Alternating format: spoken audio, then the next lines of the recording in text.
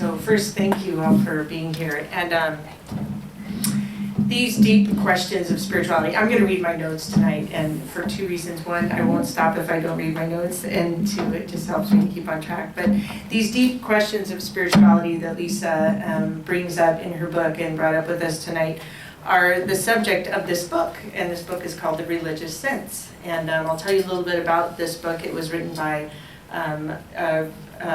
man, Luigi Giussani, who some of you might be familiar with. He's the founder of the Catholic movement that sponsors this office. But I want to tell you a little bit about what he says. First of all, Giussani, the author, defines the religious sense as the deep-seated needs that we have for meaning within us, right? This meaning for love, for peace, for justice, for happiness, for all the things that you and I desire. So all the elements of our nature which drive us to ask those questions of meaning, right, is what we call the religious sense. So I'll kind of use that term a lot tonight, the religious sense. So it's that nature within us which causes us to ask these questions of spirituality.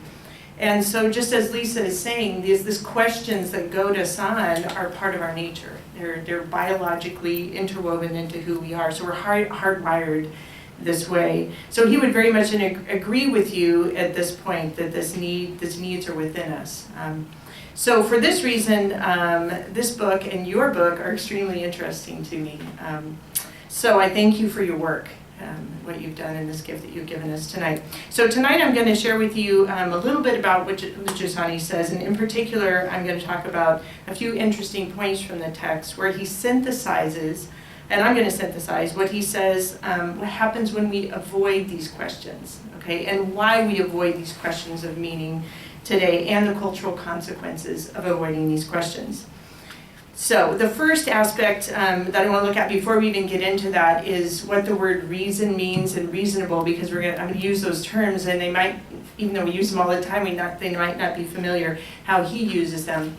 So when we say something is reasonable, we mean that it takes into account all factors. So I'll give you a silly example, but I flew in yesterday from California, and I'm flying out to go back to California tomorrow.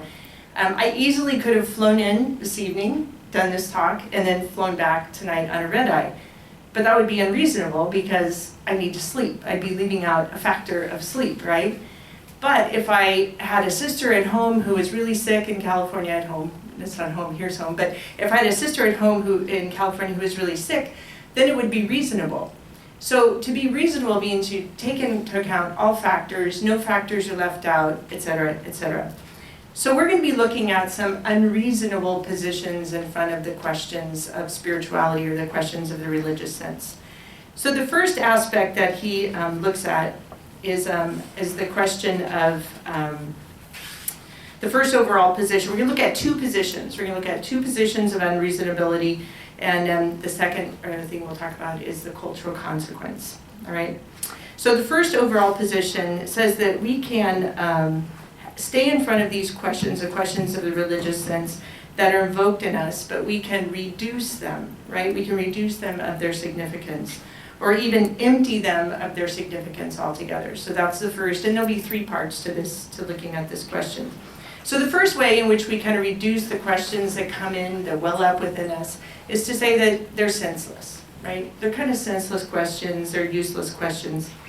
I had a student years ago whose name was Mian, and he was a fabulous student, wonderful boy, completely just the nicest kid, very, very generous with his time and energy. And so one day I was talking to him after class, and I taught religious studies for 25 years, so I was talking to him after class and about his life and whatnot, and he said, you know, Miss Peterson, I'm just want to tell you that, like, I can't really, like, believe the stuff that you're teaching me. And I was like, oh, okay, you know, you want to tell me why? And he said, well, my dad said I just can't think about these things right now because I have to wait till I get my career and my job and my house and my family and all these things, and then I can think about these questions. And I said, okay, right? Like this is a hobby or something, or, you know, for people who have free time to think about the questions of spirituality. But that's what this position says, that these questions are senseless. They have no meaning, so why, you know, waste your time on them? This position that we have today is really, I think, the fruit of our educational system, which I think Lisa dove into a little bit there. Our educational system was built by John Dewey, as some of you know, and this system basically was built on a structure of education that abandons the question, that doesn't desire that we go deeply into the question of meaning. Instead, when Dewey built our educational system, or gave us the foundation for our system way back in the 20th century, he was interested in a situation, or excuse me, in a system that taught people how to function, how to build a society, how to build a social life. And so to delve into the questions of meaning was really not part of our culture, and it never really has been part of our culture. And you can see this very clearly in the fact that none of us in this room, unless you went to a very interesting school, ever took philosophy in high school. It doesn't exist, unless you grew up in Europe. In Europe, it's a main staple, but here we don't take philosophy. You might take philosophy in college because you're, a deep thinker, but to think deeply about things has really never been encouraged within our educational system, right? Because it just is not really necessary, right? And that's what this position says, that these questions are relatively senseless. But Giussani mentions, if we have that position, think about Caravaggio, or think about Beethoven, or Hildegard, or Dostoevsky, all these wonderful, wonderful, artists in history, and they delved into these questions and built on these questions and wrote about these questions, and we love it, right? So, in fact, this is an unreasonable position.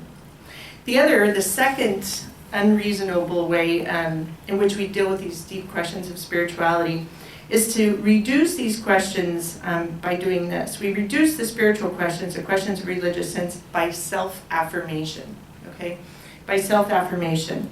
And that is, we substitute the question the answer to the question, to something that's manageable, right? Something that I can manage, something I can wrap my arms around or my hands around, etc. Something that I can affirm. So I'll give you an example. A dear friend of mine just recently was telling me about her neighbor had come over and her husband had just been diagnosed with pancreatic cancer. And so she, is a beautiful woman. She said, I know what she needs. I'm going to do yoga with her. And I'm not bagging on yogites or yogis or people do yoga at all, but that's not what he needs. But that's something she could get her hands around. To stand in front of a woman whose husband is about to die and say, wow, let me just sit with you, let's do yoga. That's something I can get my arms around, right? So Giussani says that this is unreasonable. Not that yoga is unreasonable. If you do yoga, please don't walk out going, that woman died, okay. But the fact that we can look at this, what Giussani says is that we cannot answer this cry within us, right? This is a quote. We can't answer this cry within us with an invitation that has no end point, right? This cry is too big. It has to have this opening, right? That has an end point, though. I think this is a very common position in our society, though. This position of saying that I just need to affirm something, right, with this question. On a microcosmic scale, when we have a rough day, a rough moment, what do? We go shopping, I want a beer, I want, all these good things, right? We want to substitute the deep question of meaning with something I can get my hands around. And this is what the self-affirmation is. So we can recognize this in ourselves, right? That when things are hard, I need to play hard, I need to work hard, I just need to get it out of me in a certain extent. A college friend of mine, I saw him recently, not too recent, but not too long ago, I hadn't seen for many, many years. And she was a little bit overweight in college and not super happy, and so when I saw her, she's just like stunning. She's like thin and super, athletic, and she does these, ultimate sports now and whatnot, super tan. And so she said, Holly, all through college, I was just like thinking that I got thin and in good shape, I'd be really happy, and I'm not. Self-affirmation, to affirm my need in something that I can put my hands around. So the third position, so the first is say the questions are senseless, the second is self-affirmation. So the third way in which we kind of reduce or eliminate the grandeur of these questions is to say, just don't think about it. Just don't think about it, right? Let's not think about these questions. It not only drains the question of meaning, but that position drains the present of meaning. To say, don't think about it. This too will pass. It's what a friend of mine told me when my grandmother died. It'll pass. Just don't think about it. Yet we cannot not think about it, right? I saw a statistic the other day that the average kid asks 300 questions a day before 4 years old. 300 questions a day. 400,000 questions. No, actually, it was 200,000 questions before they're 4 years old. My mom had 3 kids at a time who were under 4. That means she had 900 questions a day. Kids ask questions all the time, as Lisa said. It's in us. It's in our nature to ask. We can't say, don't think about it. In fact, I think this is kind of one of the difficulties we find in our education system today. We're told over and over and over again, don't think about it. You know, don't think about it, don't ask that question, we don't have time for that, et cetera, et cetera. This critical capacity of the child is within us. So to say don't think about it is to cut off your arm, cut off your hand. And parents who love their children so much, if you say I don't think about it or don't worry about that, that's, you know, how can you love your child and not want that for your child, right? To have them think deeply. So I find interesting how Lisa's book speaks out on the rise of the question of adolescence and this, you know, surge in spirituality, because there's also a surge in suicide in young kids today. So if you look at a secular culture, this surge in suicide, you also see this surge in spirituality at the same time. And this is a job you have to do, is do a correlation study of those two things. How related are they? I mean, I think we can all intuit they're pretty related, but it would be very interesting to see if they are. Because as a side, I just think that's quite interesting. As a side, I was reading a book. I was thinking just about that, reading this book. So that's the third position, that we can say the question is senseless, or we can avoid the question of value, or we can say it has, you know, just don't think about it. So that's the first position, Father Giussani says, just, you know, reduce the question. The second position, which is equally unreasonable, right? So those are the first, to reduce the question. The second position says, look, we have these questions within us, right? It acknowledges that we have these questions within us. But we reduce the significance of the answer itself, right? So the second position says that we put a Band-Aid on the, you know, it's like putting a Band-Aid on a crack in Boulder Dam, right? You just kind of give a little answer to a big question. So again, there are 3 different scenarios I'm going to give you. The first, Giussani calls the aesthetic evasion, right? And that is to say that we have an idea of what we need, right? Similar to what we'd said before. I have an idea of what I need, the example of the yoga. But the answer that I have is a finite answer, right? I think I know what I need, but something infinite requires something infinite, not something finite, right? So this need for happiness that I have, for example, many of us see it as being answered by, you know, good grades, or a great family life, you know, or even great moral things, like, you know, my family goes to church all the time, so that's what's gonna, you know, whatever, there's something that I can put all of my hope in to make me happy, but it's my idea. It's not reality will make me happy, but it's my idea of what reality is. A beautiful poem, Russian poem says this: there are many good things in this life, many good things in this life, and all those things I mentioned are really good things, right? Many good things in life, appointments, flowers, and theater. All that is missing is what we really desire. And this lack is the most essential thing, right? This thing that I desire is really the thing that I lack, right? The thing that I lack.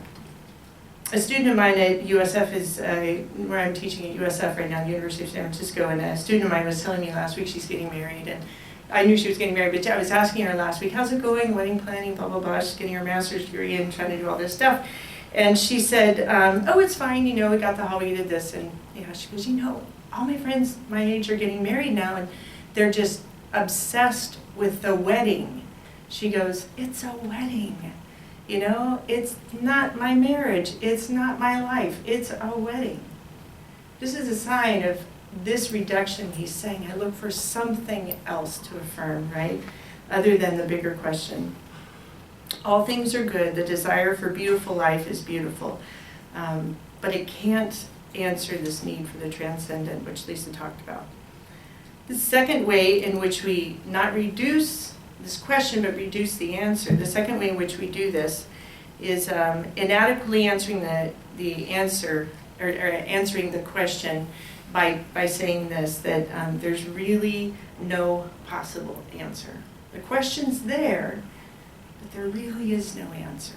Right? It's impossible for us to see the answer. Giussani and Luigi Giussani would both agree on this point. They would agree on this point that is of the question. The question is born within us.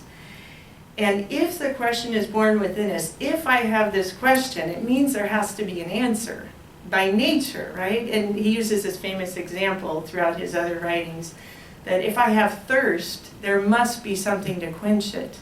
If I have hunger, there must be something that satisfies it. The same with these questions within. There must be something that answers it. So to say that there is no answer is completely unreasonable, right? It already de facto says, I've decided there is no answer. Giussani in the book says this, the structure of our life is a promise. The structure of our life is a promise. The inevitability of the profound questions is this emergence of a promise. So these questions that she was speaking about is the emergence of this promise, right? It's a possibility for this promise to come about. And so again, to stifle those questions in ourselves and our children and our friends, etc., is to steal that promise away from us. To a priori say there is no answer because I don't think there is, because I can't figure it out, is not reasonable in any way. And this position, interestingly enough, leaves us despairing. When I say there's no answer, it leaves us despairing. And we see this despairing all around us. This innate desire for happiness is so in us that when there is no answer, I say there's no answer, I can't find the answer, we see it all around us in so many ways, and suicide rates, and divorce rates, and school dropout rates, families that have no children because they're hopeless, drug addiction, etc., etc., etc. We can name them, right? Yet Pavese says, and Giussani quotes him beautifully, has anyone ever promised us anything? Then why should we expect anything, right? No one's ever promised us anything, so why do we expect, right? We expect something because it's in us. We cannot detach ourselves from it.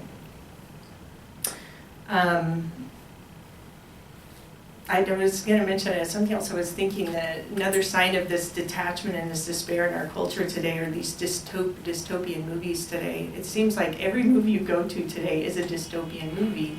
It's rare that you see a movie that sees life as promise. I mean, I think I saw one this year, Brooklyn. Some of you might have seen it. I think that's the only non-dystopian movie that was made in the last 365 days or something. But I could be wrong. I don't go to movies very often. But the desire to know, to win out, etc., is so deep within us that we sometimes, if we can't see the end of the light at the end of the tunnel, we just say there is no light. So the last of these reductions, which I'm going to mention about, the answer is this, that we can say that there is no answer, which is the second, or the third, which is this very last one, to say that the answer is there, but we will never reach it. Right? There's an answer to these deep-seated questions within us, this need for hunger, this need for happiness, for love, etc., but we can never answer it. And we can never find it. But it's there. I'm not going to deny it's there, but I can say I will never find it.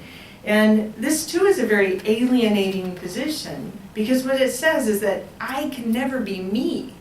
Now, why do I say that? Because I can never be me, because those questions are part of me. So their answer is part of me. And if I say there's no possibility for me ever to arrive, then I can never fully be me, right? Lisa, in her book, many times, over and over and over, talks about people who have a deep spirituality are healthier, they're better students, they're better children, they're better at almost everything in life. That spirituality just makes you a more well-rounded, happier person. So to say that I can never arrive means that I don't have the possibility to be whole, to be me. Father Giussani says that our question is our I. I am my question, quote unquote. I am my question. So to say there is no answer to my question is devastating. It's devastating. So this position he calls the alienating position. I feel so alienated from the answer that there's no possibility that my I just, I'm kind of in the same bag as I am with all the other positions. In order to feel not alienated, though, and Lisa had mentioned this in one of her slides, I need a place. I need a place. I don't need somebody to tell me the answer. I need a place, right? And beautiful story the other day, a friend of mine was telling me how he celebrated Passover, and I asked him, I said, did you read the Haggadah, your family? He's an adult, he's my age. Did you read the Haggadah, your family? He said, well, my family's kind of a mess right now. My sister-in-law is going through a horrible separation, and this and that, and we're some secular and some practicing Jews and Protestants and Catholics are all, he said, we're kind of a mess right now, but yeah, we didn't do the full Haggadah, we did like 45 minutes, and he said, but he said, it was messy, but it's just what we needed. It's just what we needed. He said, what we need that place. That's where we got our answers, in that place. That motley fellowship, right? That's what he was saying. This motley fellowship was a place where I found my answer, right? This family, this place. Again, Dostoevsky says this, there's a profound and original nexus between the fulfillment of my person and my fulfillment of my person, my path as a person, and the destiny of the world. That is to say, the incremental increase of the cosmos, right? Lisa had mentioned that as well. That my person, when my person increases, the cosmos increases, the world increases, this room increases. So to say that there is no answer is a detriment, not just for me, for my family, not just for my neighborhood, my classroom, my workplace, but for the world, right?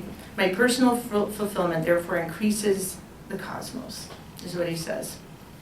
So my spiritual questions can't be alienating. They have to be answered. So Giussani, I want to share the cultural consequences to finish up here of this reduction of the question or this squelching of the question within us today. So I'm going to spend just a minute, again, a couple of examples here, but he uses this analogy at the very beginning of this chapter where he talks about these reductions and their cultural consequence. He says that we become like a driver who loses control of their car. It's like we're drivers who've lost control of our car. The movement of the car takes over the driver.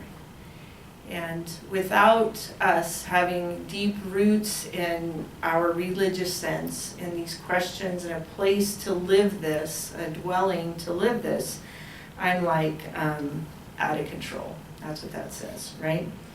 So here's the logic.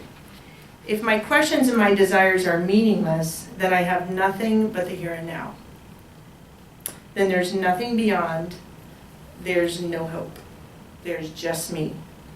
And all that's left is my resources and what I'm able to do, my ingenuity, my ideas, my smarts. I decide the meaning of people and the meaning of things, not their nature. So nature of people, nature of reality, nature of things don't decide what they are. I decide what they are, right? Because things don't have meaning if there isn't a transcendent being, right? So in a society like this, we have a society which he says is very reactive. We have a society of reactivity where there is no transcendent, there's deep questions of meaning that are ignored, right? There is a reactive society where there really is no present. And so what you have only is your, like I said, ingenuity or grit, but in the sense that Lisa used was very positive, but this is your chutzpah, your ability to make it, right? In a society with reactivity, it's a very shallow society. We all know how shallow things are when we react. You've all worked for bosses that react. You work for companies that are reactive in their decision-making, policy-making. We have a government sometimes that's reactive. We see it. It's not deep. And when the roots aren't deep, it takes one wind to blow it away. It takes one cultural shift to blow it away. The second, so reactivity is the first cultural consequence. The second cultural consequence of the stifling of our spirit is incommunicativeness. So Giussani says reactivity reduces our capacity, therefore, to dialogue with one another, right? This incommunicativeness. Because dialogue and communication are rooted in experience, right? And rooted in experience, which must be guarded and matured in memory and judgment and intelligence, whose needs make up our humanity, right? So my humanity is rich, and I have judgment, working with someone, figuring things out, sharing my experience, etc., which give me ability to communicate, right? I can talk about something in a sense. Dialogue and communication are the way or the method in which we honor our humanity. We share our humanity. We're not trees, we're not chickens, okay? We share. I know some people think that trees and chickens communicate, but we talk to one another. That's how we communicate. When we negate these common questions that bind us together, when we say they don't exist or they're not important, then we negate the most profound thing that binds us together. So I no longer have anything to communicate with you. I'm not connected to you if we don't have those most profound things together in common, right? We all know how awkward it is to be with people you feel like you don't have anything in common with. It's like going to a wedding and you don't know anybody, or going to a party and you don't know anybody, right? So that's kind of how our life lives, is when we don't feel this connectedness through our questions, our deep life meaning. I have had this experience coming here. I just moved here from California, and one of the things I noticed about New York is that everybody has their earbuds in here, and I've never seen that cultural thing before where everybody has their earbuds. And I don't think it's just a matter of chaos, which is kind of a chaotic city, and the busyness and the long commutes and whatnot. I think it's a sign of our incommunicativeness. We just don't talk to each other because we have nothing to communicate. The opposite of this would be like our family reunions, where people just can't stop talking. Why? Because you have everything in common, right? So what is happening today, Giussani and Lisa, I think, are both saying this reduction and the nullification of our nature is happening, and because of that we destroy our capacity to be one with one another. We destroy our capacity to communicate. A good friend of mine was in California recently, and he said that he was shocked by how many homeless people there were on the streets. He said, people are all over in the streets here, and I don't even notice it. I don't even notice it. And I thought, wow, this is so true, that I don't even notice because I don't see those people as one with me. Frankly, I don't even, I walk over them, or I say hello, or I try to give them, you know what I mean? We don't even see it anymore. Another way we look at this incommunicativeness. And very last, I'll just skip ahead, the last consequence he says of this cultural consequence is solitude. That we have a world of solitude, which I just had mentioned there. We have a world where people are not connected with one another. But solitude isn't that I'm being alone, that I'm alone, right? Solitude is not that I have no one around me. But solitude is the fact that I have nothing to say, nothing to communicate. We've all been at a table where you're with a lot of people and you felt certainly alone, or in a room where you felt alone. And that's because I have nothing to communicate.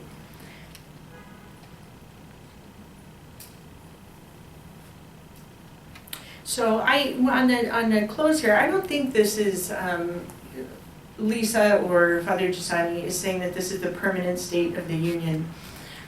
This is definitely a warning sign, and there are two scholars here that are saying, oh, these are things that we need to look out for. I think we have lots of signs of hope around us, of how embedded this desire is, this desire to dialogue, to share life, and these questions of meaning are in us. I know moving here, one of the things that I've heard people say over and over again is that New Yorkers are very different after 9/11. that New York is a different place after 9/11. I don't know if you would agree, those of you who have been here a long time, but I think this is an example of our natural unity one to another. Sometimes it takes a big thing to help us become aware of that, right? Or the Bring Back Our Girls campaign. The Bring Back Our Girls campaign against to find the girls in Sudan is not bring back our girls, meaning our Sudanese girls, but bring back our girls. These are our girls. What happens to them happens to everybody. So we see this presence among us of people who are aware, deeply aware of our connectedness. One last example, we all know the